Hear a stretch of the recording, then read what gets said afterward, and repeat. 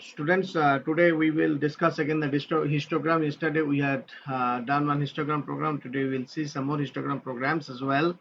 Okay, now you see that how this is to be done. Okay, first of all, let us see what is histogram. Okay, this is a histogram program that we have to see the outputs and all, and this is the also one. Okay, these two programs are there. Now you can see it clearly that histogram programs is a powerful technique in data visualization. However, we have taken here the random data. Okay, up to 1000 you can take 500 or something like that. So here in the main thing is that in this particular program, this is a simple histogram graph, okay, that is to be made.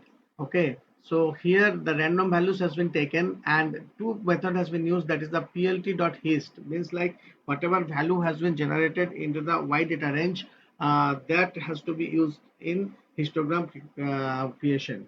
All right, so and the plt.show is actually showing the graph. Okay, now let us see the graph. Okay, we are executing the module now.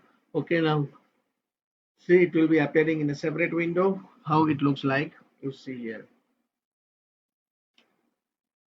Yes, this is the histogram that has been generated. So here the 1000 values, okay, up to 0 to 1000, the range has been taken and each range is containing certain values. As you can see, as I'm proceeding through the histogram range of values. So the thing is that it has been randomly chosen. When we will do some on discrete data, that is different, and this is the randomly data, that is the random number has been generated. That is the between 0 and 1 there are plenty of rational numbers, but the innumerable rational numbers are there. So when we are giving the this thing, what you call histogram range as 1000 randomly generation, okay, random generation, it depends upon the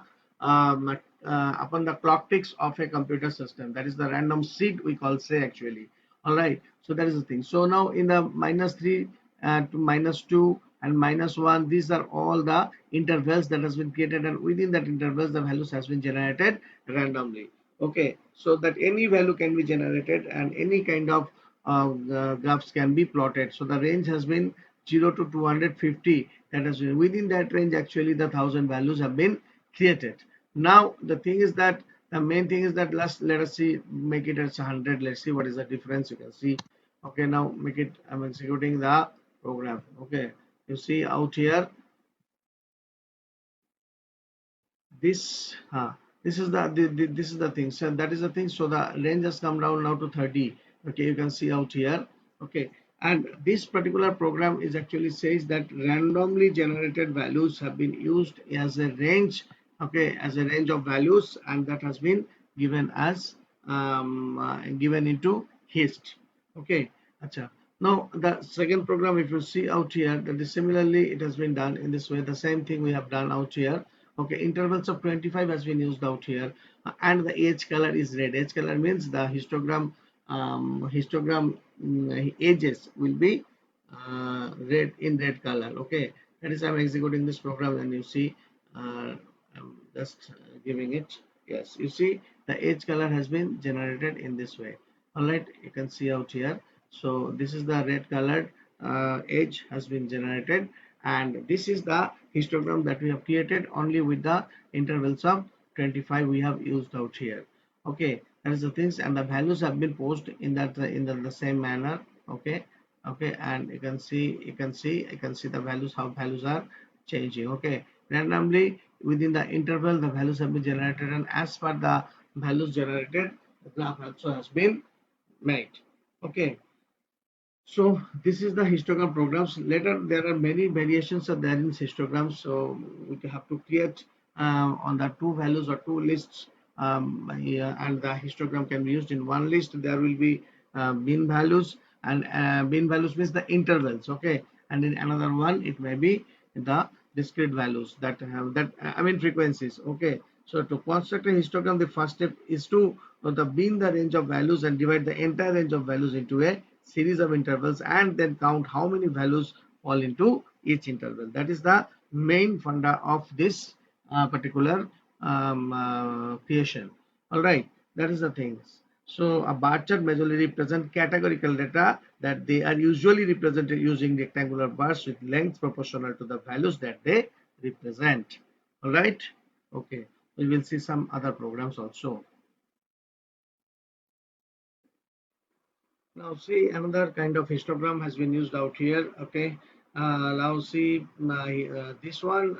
This program is actually some discrete data has been taken of different intervals. Okay, and the simple program has been used out here. plt.style.use we have used out here. That is a ggplot. This is a predefined style in the Python library, and then we have drawn this particular graph with bins value we have taken this, whereas the intervals of 5 has been taken, that is called bins equals to 5.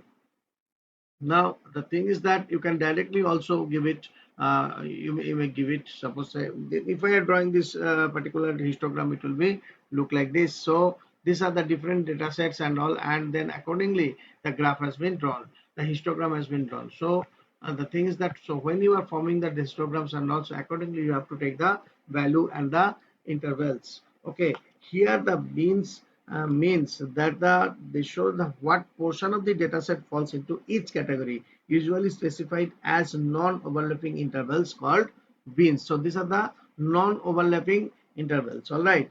So in that particular area, as many number of values will be fallen. Okay. So accordingly, the particular width will be take place. So here the intervals has been taken 0 to 20, 20 to 40, 40 to 60, 80, and so on. All right. So we can increase also out here, we can say we're taking out here bins equals to 5. So as for the things, the graph also will be drawn. So if you're taking bins equals to 25, how it looks like, you see. Okay, so that is the way. So this particular thing has been again changed. Okay, so whatever the interval will remain fixed out here, because that is the style ggplot has been chosen. Okay, and then the thing is that, so accordingly the graph will also be informed as much as a particular value will be falling in this particular range. So there's many number of data will be has been taken. So that is, you can see here 0 to 5 it is there, I think. Yes, that many number of values. Okay, 1 1 1 1 1 1 2 1 1 2, that is 1 2 3 4 5 6. So almost like here 4.5 or something, this has come as y equals to 5 has come over here. Okay, so that is the interval. Okay, that is the highest value, that is the interval. Then it has gone to the 7 8 9 10 and all, 11 and all. So in that particular range, all the data has been taken. All right, that is the thing. So y equals to 5, again the 5 number of data has been taken, and here you see out here there are how many, that is I think 2 or 3, some are 3, some are 3, this is also I think 3. So in this way the different data set has been taken and the different values are fallen categorically, and the particular histogram has been made. So that is the way to draw the histogram by using ggplot style. Okay, and if you're not using the ggplot style, in that case it will be bit different. So I'm making it inexecutable. Okay, so now what is happening out here, run and then run plot. Okay, run module, and now you see the difference of this particular program. Okay, so it has not been taken anything, so no styles and all. So the thing is the ggplot style has not been chosen, and this way the graph has been formed. So same, the intervals remain same, but the style has been changed. So that is also the use of style ggplot whenever you are doing the histograms. Okay, so that's all for today, and next you will get some more histogram programs with some more data validation. All right, and then thank you, and implement the practical properly. Fine.